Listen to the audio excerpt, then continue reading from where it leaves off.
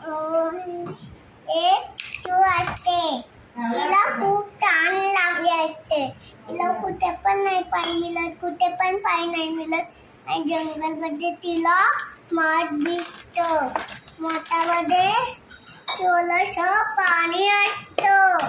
मग चूल म्हणते, मग चूला काय येते आर्या. मग चूल म्हणते माझ्याकडे काहीतरी आली.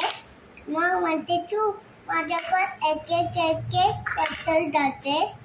मी एक पत्तल घालतो. मग एक पत्तल घालून लवकर पत्तल घालतो. माहिती की वल्ल पत्तल. मग त्याच्यात थोडंसं पाणी घ्यायचं. मग चूल पाणी पिऊन उलून जाते.